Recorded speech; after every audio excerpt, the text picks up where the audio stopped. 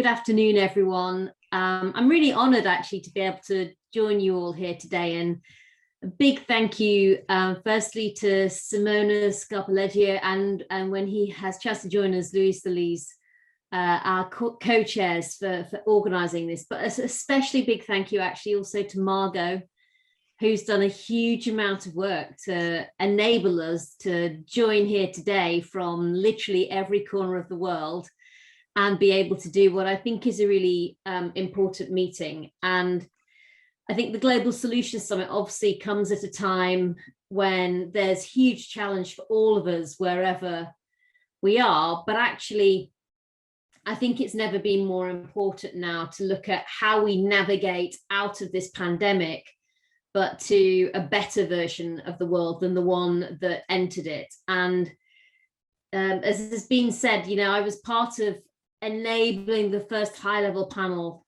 on women's economic empowerment to set up. And from a UK perspective, when I was development secretary, and I had the most amazing team in DFID working alongside me, we were just really keen to play our role in making sure that SDG 5 on gender equality had some action behind it. And we felt that this was one way that we could help bring people together to enable that to happen. And I had the privilege of being on the panel with some really inspirational, amazing people who were role models for many, many women and young women in the countries that they came from.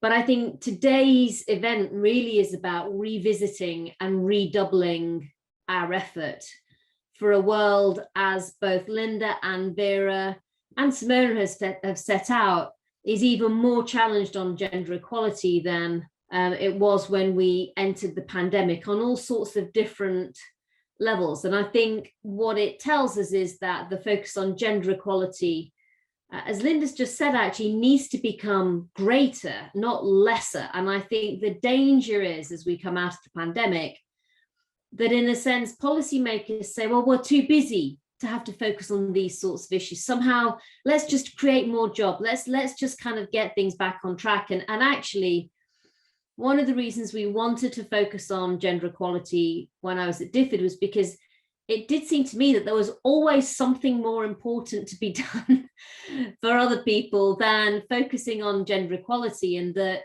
there was this sense you had to absolutely never lose sight of it and put the energy behind it in order to really get change. And so that's what we're really here to discuss today, and I'm very interested to hear what everyone else has to say. And yes, we do want to build back better, but actually I guess the message I had for everyone today was better's not actually good enough.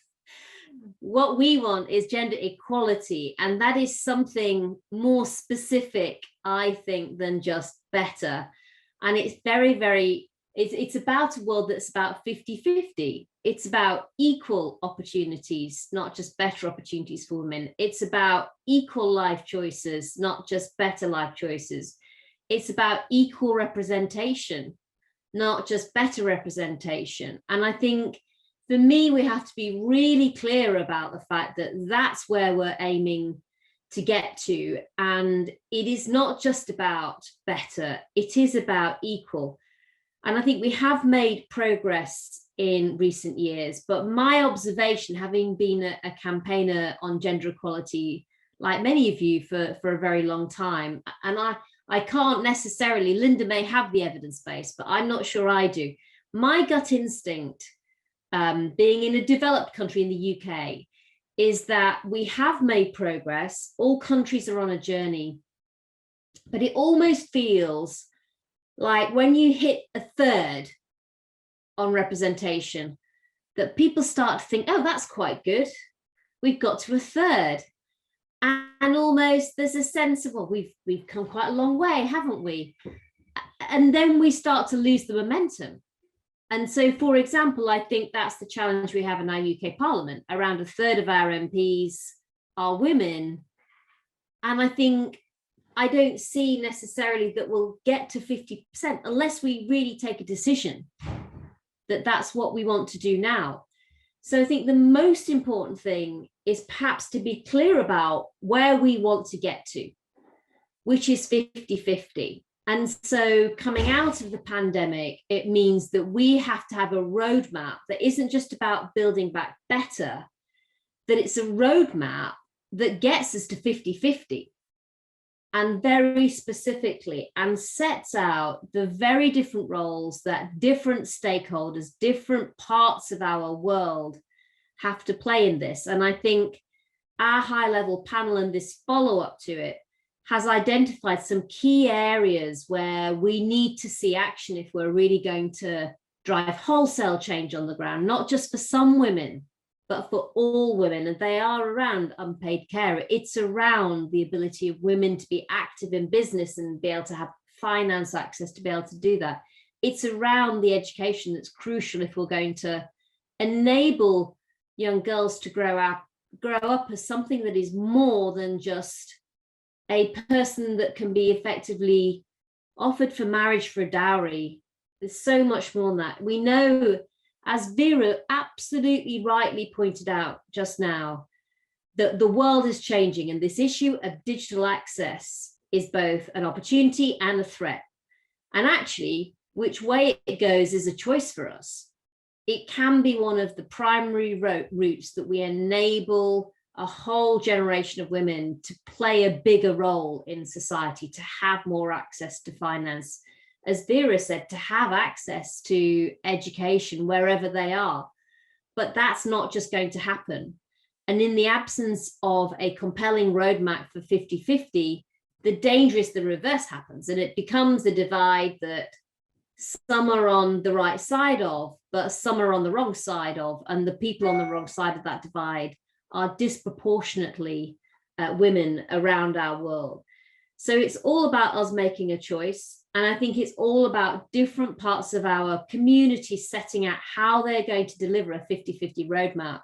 I think governments need to set this out very clearly. Vera also said she felt, I think it was about institutions. I agree with that. It is about organizations that are involved in policy setting out how they plan to get from where we are today to 50-50. It's about businesses being really clear about how they plan to play a role in pulling not just more women into the opportunities they have, but allowing that talent to flow right the way through into the leadership roles. And I think it's about wider civil society being a cheerleader and being activist on supporting the institutions that are making those changes and genuinely delivering progress on the ground, and standing up against those that aren't taking enough action.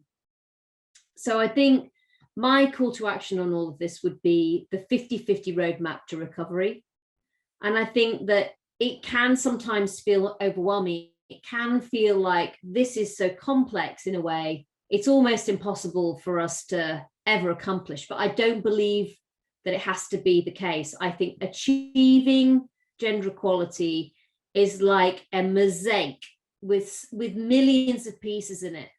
And fundamentally, the decisions that we all have to take is whether or not we're going to make our piece of this mosaic 50-50. But actually, if we can all do that, and if we can persuade the institutions, the organizations, the policymakers, the businesses in our own countries to do that, then actually bit by bit, we will get progress. And I'm fascinated and interested and humbled to be part of the discussion today. Really, really looking forward to hearing all of your thoughts as well. And looking forward to being part of this redoubled effort and making sure that we keep this issue of gender equality right in the center of the debate as we come out of the pandemic. This is a moment for change. And I think it can be a moment when we take policymakers and enable them to have a fresh look at how they want to drive a better world. So I think if we can perhaps all work together and have a structure for our work beyond today and beyond the call to action, then we can hopefully have a significant impact. Thank you very much. Thank you, Amadou.